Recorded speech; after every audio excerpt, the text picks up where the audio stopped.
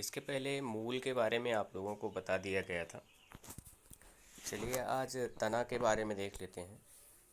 जो main lines हैं उनके बारे में अध्ययन करेंगे और बाकी को आप अध्ययन कर लेंगे। अगर उनमें कोई प्रॉब्लम होगी तो आप मेरे मोबाइल नंबर पर या व्हाट्सएप पर कांटेक्ट करके हमसे पूछ सकते हैं। तो यहाँ पर देखिए आज तना है। सबसे पहले तना कहते किसे हैं इसके बारे में देखते हैं। यहाँ पर देखिए तना की परिभाषा लिखी गई है। तना अक्ष का ऊपरी भाग है जिस पर शाखाएं, पत्तियां, फूल तथा फल होते हैं। यह अंकुरित बीज के भ्रूण के प्रांकुर से विकसित होता है। बीज के भ्रूण में दो भाग पाए जाते हैं, एक तो प्रांकुर और दूसरा मूलांकुर। प्रांकुर से तने का विकास होता है और मूलांकुर से जड़ विकसित होती है। इसके आगे चलते हैं और देखते हैं कहाँ पर इम्पोर्टेंट लाइन है। यहाँ पर देखिए तने का कार्य बताया गया है। तो तने का मुख्य कार्य पहली लाइन में है। उसके बाद जो उसके नीचे के कार्य हैं वो सभी तने के रूपांतरण के फलस्वरूप जिस तरह की संरचना बनती है उनके कार्य हैं उसमें। तो यहाँ पर आप देखेंगे तने का प्रमुख कार्य शाखाओं को फैलाना, पत्ती, फूल तथा फल को संभाले रखना है। उसके बाद नीचे की लाइन देखते हैं। यह पानी, खनिज लवण तथा प्रकाश संश्लेषी पदार्थों का संवहन करता है। कुछ तने भोजन संग्रह करने, सहारा तथा सुरक्षा देने और काई प्रवर्धन करने के भी कार्य संपन्न करते हैं। तो ये तो रहा तने का कार्य। आगे चलते हैं, तने के रूपांतरण के बारे में देखते हैं। तने का रूपांतरण कितने प्रकार से होता है और ये रूपांतरण करते हैं तो किस प्रकार का कार्य करते हैं। यहाँ पर पहला तने का रूपांतरण है। इसमें आप देखेंगे इस तने के रूपांतरण में कुछ एग्जाम्पल भी दिए गए हैं, जैसे आलू है, अदरक है, हल्दी, जमीकंद, अरबी। इनका तना भूमिगत होता है। तो इन सभी के भूमिगत तने भोजन संचय के लिए रूपांतरित हो जाते हैं। मतलब इनके तनों में भोजन का संचय होता है और इसलिए इनकी आकृति परिवर्तित हो जाती है। अगला देखते हैं, तने प्रतान भी बनाते हैं। यहाँ पर है प्रतान और प्रतान का कार्य क्या है वो यहाँ से लिखा गया है। पौधों को ऊपर चढ़ने में सहायता करते हैं। और कुछ प्रतान के एग्जाम्पल्स भी दिए गए हैं। यहाँ पर कद्दू वर्गीय सब्जी जैसे घिया, खीरा, तरबूज आदि। चलिए अगला तने का रूपांतरण देख लेते हैं।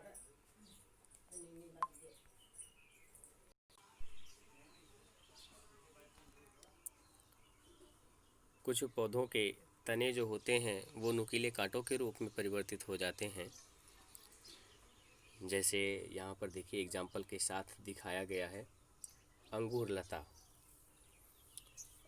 अंगूर लता तने की कक्षीय कलियाँ काष्ठीय, सीधे तथा नुकीले कांटों के रूप में रूपांतरित हो सकती हैं। और ये कांटे क्या करते हैं, ये कांटे पशुओं से पौधों को सुरक्षा प्रदान करते हैं।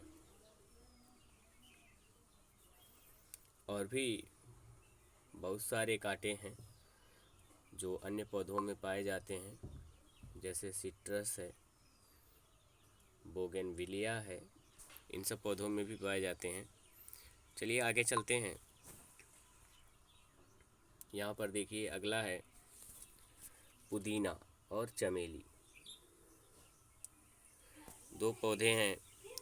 इन दोनों ही पौधों में तने से पार्श्व शाखाएं निकलती हैं और ये पार्श्व शाखाएं फिर ज़मीन में विकसित होकर के ऊपर की ओर निकलती हैं और एक नए पौधे का निर्माण करती हैं।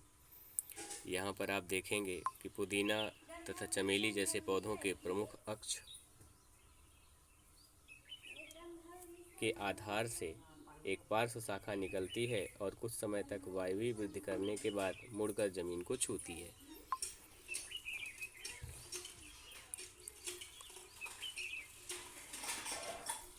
मिट्टी के नीचे क्षैतिज रूप से वृद्धि करती है और उसके बाद बाहर निकल करके पत्तियों युक्त प्रोरोह बनाती है।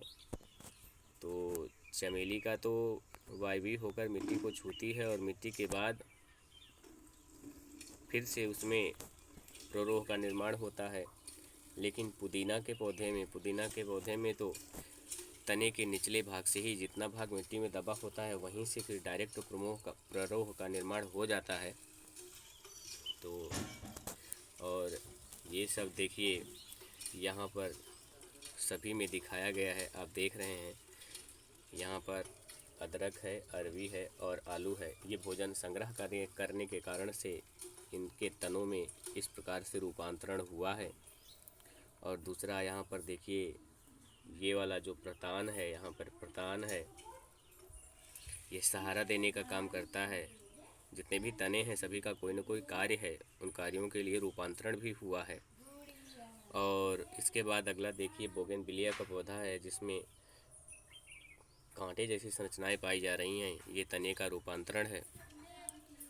और फिर अगला देखिए यहाँ पर गांठों से विकसित नए प्ररोह का निर्माण होगा और ये नए प्ररोह जो होंगे वो काई प्रवर्धन अर्थात एक नए पौधे का निर्माण करेंगे। तो पत्ती, तने या जड़ के किसी भाग से अगर किसी नए पौधे का निर्माण होता है तो उसको काई प्रवर्धन कहते हैं। तो यहाँ पर डायरेक्ट काई प्रवर्धन हो रहा है। इस प्रकार से काई प्रवर्धन के लिए जिम्मेदार होते हैं। कितने प्रकार से तनों का रूपांतरण होता है आप इनको नोट में लिख लेंगे। जितनी भी हाइलाइटेड लाइंस हैं उनको तो ज़रूर नोट में लिख लेंगे। इसके बाद अगर आपकी मर्ज़ी है तो आप इसके बाद भी लिख सकते हैं। चलिए अगला इसी में देख लेते हैं। तना हो गया, पत्ती के बारे में थोड़ा अध्ययन कर लेते हैं। तो यहाँ पर देखिए पत्ती की परिभाषा दी हुई है। पत्ती पार्श्वी चपटी संरचना होती है जो तने पर लगी रहती है। यह गांठ पर होती है और इसके कक्ष से कली निकलती है। उसके बाद यहाँ से देखेंगे एक प्ररूपी पत्ती के 3 भाग होते हैं, पर्णाधार, पर्णवृंत तथा स्तरिका। पर्णाधार क्या है? पत्ती का आधार भाग है जहाँ से पत्ती जुड़ी होती है। तो पत्ती पर्णाधार की सहायता से तने से जुड़ी रहती है और इसके आधार पर 2 पार्श्व छोटी पत्तियाँ निकल सकती हैं। किसी किसी में होती हैं, किसी किसी में नहीं होती हैं। अगर होती हैं तो उन पत्तियों को अनुपर्ण कहते हैं। ये तो पर्णाधार हुआ। अब पर्णाधार के बारे में हो गया। अब दूसरी बात आती है पर्णवृंत के बारे में। तो यहाँ से देखेंगे पर्णवृंत। पर्णवृंत पत्ती को इस तरह सजाता है जिससे कि इसे अधिकतम सूर्य का प्रकाश मिल सके। यहाँ पर आप देख सकते हैं पर्णवृंत, ये पर्णवृंत है, ये भाग ये पर्णवृंत है। तो पर्णवृंत इसमें सारे भाग आपको दिख जाएंगे, आप इनको देख करके भी अध्ययन कर सकते हैं। अगला देखते हैं स्तरिका। स्तरिका पत्ती का हरा तथा फैला हुआ भाग है जिसमें सिरा तथा सिरिकाएँ होती हैं। इसके बीच में एक सुस्पष्ट सिरा होती है जिसे मध्य सिरा कहते हैं। सबसे बीच वाली लाइन से होकर के जो गुजरती है उसे मध्य सिरा के नाम से जानते हैं। तथा इसके बाद इसमें सिराएँ और फिर सिरकाओं का विकास होता है। तो इस तरह से ये पत्ती में विकसित होते हैं। और ये सिरकाएँ करते क्या हैं? पत्ती को दृढ़ता प्रदान करने का काम करते हैं और साथ ही साथ इसमें खनिज और भोजन का स्थानांतरण भी करते हैं। आगे चलिए चलते हैं, इसमें सिरा विन्यास के बारे में देख लेते हैं कि सिरा विन्यास क्या चीज़ होता है। किसी भी पत्ती में 2 प्रकार का सिरा विन्यास होता है, एक तो जालिकावत सिरा विन्यास और दूसरा समानांतर सिरा विन्यास। तो इसमें देखते हैं क्या अंतर होता है। यहाँ पर आपको 2 पत्तियाँ दिखाई गई हैं, एक पत्ती ये है और दूसरी पत्ती ये है। पहली पत्ती में जालिकावत सिरा विन्यास है और दूसरी पत्ती में समानांतर सिरा विन्यास है। क्यों? क्योंकि यहाँ पर देखिए जो सिरकाएँ हैं, जो सिरा है और सिरकाएँ हैं, ये आपस में मिलकर के एक जाल जैसी संरचना बना रही हैं, एक जाल जैसी संरचना बना रही हैं। इसलिए पत्ती के इस प्रकार के विन्यास को जालिकावत सिरा विन्यास कहते हैं। और अगले पत्ती में आप देखेंगे यहाँ पर जितनी भी सिराएँ हैं वो मध्य सिरा के सीध में समानांतर होकर के समानांतर दिशा में जा रही हैं, ऐसे कोई जालिका जैसी संरचना नहीं बना रही हैं, इसलिए इस प्रकार के विन्यास को समानांतर सिरा विन्यास कहते हैं। चलिए आगे चल के देख भी लेते हैं कि लिखा क्या गया है। पत्ती पर सिरा तथा सिरकाओं के विन्यास को सिरा विन्यास कहते हैं। अभी मैंने आपको बताया था, जब सिरकाएँ इस तरीका पर एक जाल सा बना लेती हैं तब उन्हें जालिकावश सिरा विन्यास कहते हैं। यह प्रायः यहाँ से देखेंगे, इसका एग्जाम्पल भी किसमें देखने को मिलेगा। यह प्रायः द्विबीजपत्री पौधों में मिलता है, और जब सिरकाएँ समानांतर होती हैं तब उसे समानांतर सिरा विन्यास कहते हैं, और यह प्रायः एक बीजपत्री पौधों में देखने को मिल जाएगा। इस तरह से आपको पत्ती के बारे में बताया गया, पत्ती के सिरा विन्यास के बारे में बताया गया, तने के बारे में ऊपर बता दिया गया। अब यहाँ पर पत्ती के प्रकार हैं, तो पत्ती के प्रकार के बारे में अगली वीडियो में आपको बताया जाएगा। तब तक इतना आप नोट कर लीजिए।